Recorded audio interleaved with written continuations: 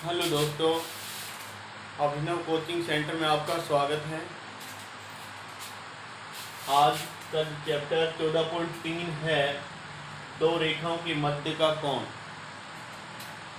दो रेखाओं की मध्य का कोण चैप्टर नंबर 13 में पढ़े थे अपन ने। दो सदिशों की मध्य का कोण यहाँ भी सेम ही है। और दो रेखाओं का जब मध्य का कोण है तो किस प्रकार से उनका ज्ञात करना है। तो फर्स्ट रेखा आर वेक्टर बराबर में ए वेक्टर प्लस में लेमडा m1 वेक्टर, ठीक है। और ये भी 1 मान लेते हैं। आर वेक्टर बराबर a2 वेक्टर प्लस में लेमडा m2 वेक्टर। ये दो रेखाएं हैं और सदिश रूप में है। जब दो रेखा सदिश रूप में हो तो उसका किस प्रकार कोण ज्ञात करना है। सदिश रूप में, सदिश रूप में तो अपन पढ़ चुके हैं कोस थीटा बराबर होता है A vector dot B vector upon में ए वेक्टर का मोड और बी वेक्टर का मोड। तो यहाँ पर जो रेखा होती है ये रेखा किसके समांतर होती है, m1 के होती है, ठीक है। m1 वेक्टर के समांतर है।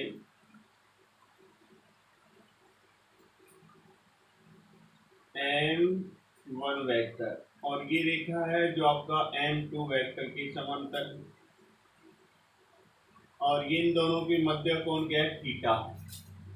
ये था अपना a वेक्टर और ये था b वेक्टर। 13 चैप्टर में अपन ने पढ़ा था ऐसा। तो इस प्रकार से कोस थीटा बराबर ये होता है, दो सदिशों के मध्य कोण है। तो यहाँ पर a वेक्टर है जो यहाँ पर क्या है, इसके समांतर है a वेक्टर और b वेक्टर m1 के। तो यहाँ पर इस प्रकार से लेंगे तो कोस थीटा बराबर होगा m1 वेक्टर और डॉट m2 वेक्टर बराबर में होगा m1 वेक्टर का मोड और m2 वेक्टर का मोड। क्योंकि यहाँ पर जो a1 a2 है यहाँ पर वो बिंदु है और बिंदु से रेखा गुजरती है, जबकि रेखा किसके समांतर है, m1 और m2 के है। तो इस प्रकार से जब सदिश रूप में दो रेखाओं के समीकरण है उनकी मध्य का आप कोण ज्ञात करेंगे। इस सूत्र से आप उन दोनों सदिशों, उन दोनों रेखाओं की मध्य का कोण ज्ञात करेंगे। लेकिन जब रेखाएं कार्तीय रूप में हो, सेकंड नंबर पर, ये फर्स्ट नंबर पर है, जब रेखाएं कार्तीय रूप में हो, कार्तीय रूप में हो अर्थात x माइनस x1 अपॉन में a1 y minus y1 upon में b1 बराबर z माइनस z1 अपॉन में c1 x minus x2 upon में a2 y minus y2 upon में b2 बराबर z माइनस z2 अपॉन में c2। ये कार्तीय रूप में है। तो यहाँ पर जो m1 बनेगा, m1 वेक्टर तो यही बनेगा a1 i कैप प्लस में b1 j कैप प्लस में c1 k कैप। और जो m2 वेक्टर बनेगा a2 i कैप प्लस में b2 j कैप और प्लस में c2 k कैप।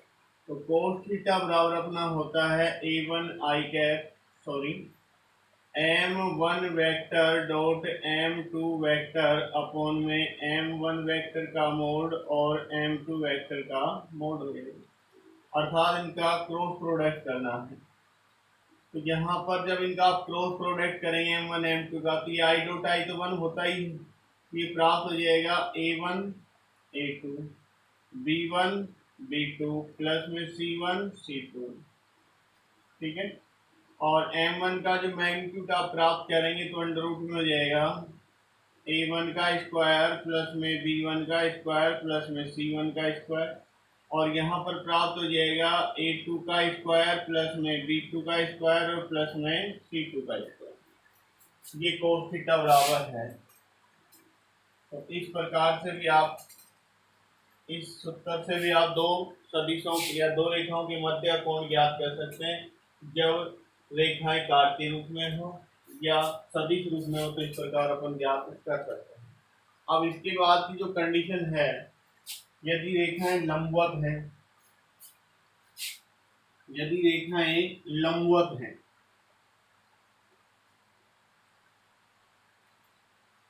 यदि दोनों रेखाएं लंबवत हैं, यदि दोनों रेखाएं लंबवत हैं, तब लंबवत है तो कोस तब थीटा इक्वल कितना हो जाएगा 90 डिग्री, अर्थात कोस 90 डिग्री, और कोस 90 डिग्री की वैल्यू कितनी होती है, 0 होता है। यहाँ पर आप 0 लिखेंगे, 0 बराबर में a1 a2 प्लस में b1 b2 प्लस में c1 c2 अपॉन में अंडर रूट a1 का स्क्वायर प्लस में b1 का स्क्वायर प्लस में c1 का स्क्वायर। यहाँ पर a2 का स्क्वायर b2 का स्क्वायर प्लस में c2 का स्क्वायर, क्रॉस मल्टीप्लाई करेंगे तो a1 a2 b1 b2 plus c1 और c2, इनका मान कितना प्राप्त होगा, 0 प्राप्त होगा। किस कंडीशन में है, लंबवत कंडीशन में, यदि दोनों रेखाएं लंबवत हैं। और यदि रेखा की दिक्कोजय हो, दोनों रेखाओं की, यदि रेखाओं की दिक्कोजय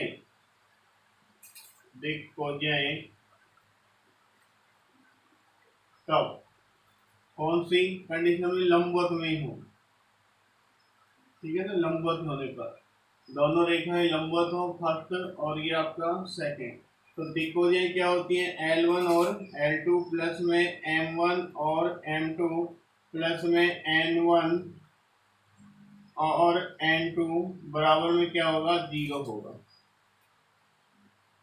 लंबवत कंडीशन में। ये L1 L2 बनेगा क्योंकि इसके अंदर इसके परिमाण का भाग है। यहाँ पर कोस जो थीटा है, इसको इस प्रकार भी लिख लेते हैं अपन,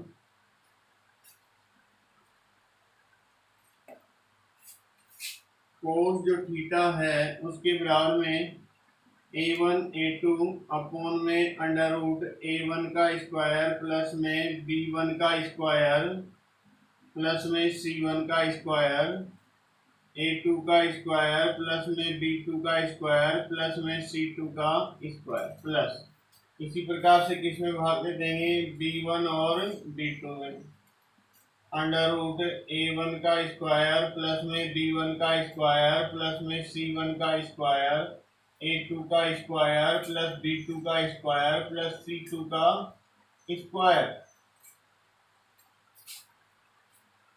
और इसी प्रकार से इसमें भाग दे देंगे c1 और c2 में।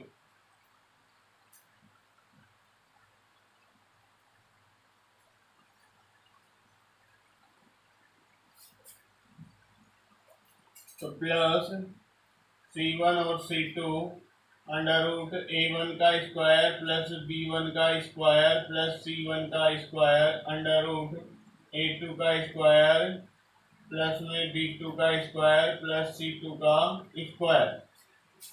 यहाँ आप देख रहे होंगे ये जो है इसके अंदर इसके परिमाण का भाग है, तो ये L1 बनता है और ये बनेगा आपका L2 बनता है। दिक्कोजय बनती है, उसके दिक्क अनुपात में उसके परिमाण का भाग देते हैं तो क्या बनती है, उसके दिक्कोजय बनती है। तो कोस थीटा बराबर L1 और L2, ये M1 बनेगा वो M2, M1 M2 प्लस में N1 और N2, ये क्या बन जाए, बी में है तो ये M1 और ये बनेगा आपका M2 बनेगा, ये N1 बनेगा और ये क्या बनेगा, N2 बनेगा। 14.1 में पढ़ा अपन, ए आई कैप प्लस में बी जे कैप प्लस में सी के कैप, यदि इसके अंदर परिमाण का भाग दे देते हैं ए का स्क्वायर प्लस में बी का स्क्वायर प्लस सी का स्क्वायर, तो ये तो बनता है एल और ये बनेगा एम और ये बनेगा एन। इस प्रकार ये दिक्कोजय कहलाती है उसके परिमाण का भाग देने पर। तो इस प्रकार से यहाँ पर L1 L2 M1 M2 और N1 N2 लंबवत है तो ये 90 डिग्री होगा। यदि दोनों रेखाएं लंबवत हैं, दोनों रेखाएं लंबवत हैं तो कोस 90 डिग्री, थीटा इक्वल 90 डिग्री हो जाएगा। L1 L2 plus M1 M2 plus में N1 N2 और कोस 90 डिग्री की वैल्यू कितनी होगी 0 डिग्री, तो जीरो L1 प्लस में M1 M2 प्लस में N1 N2 बराबर 0। तो इस प्रकार से ये लंबवत कंडीशन में है तो उनके दिक् अनुपातों का जो गुणनफल का योगफल होता है दोनों रेखाओं का वो भी 0 होगा। दिक्कोजाओं दोनों रेखाओं की दिक्कोजाओं के गुणनफल का योगफल होगा वो भी क्या होगा 0 होगा लंबवत कंडीशन।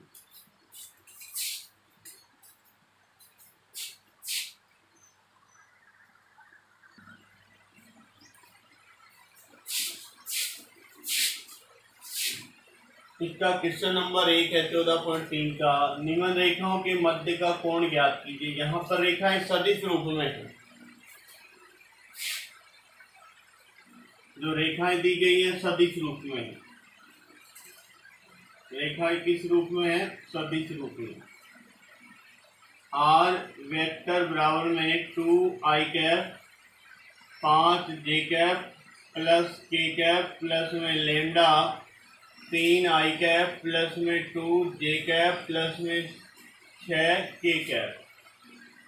आर वेक्टर बराबर 7i cap minus 6j cap plus में 0k कैप और म्यू i कैप प्लस में 2j कैप प्लस में 2k कैप। दोनों रेखाओं के मध्य का कोण, दोनों रेखाओं के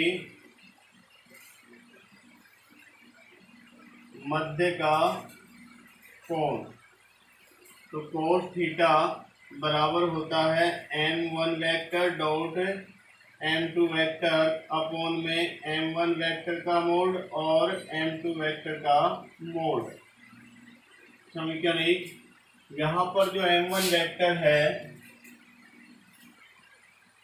फर्स्ट समीकरण है तो 3i कैप प्लस में 2j कैप प्लस में 6k कैप और जो m2 वेक्टर है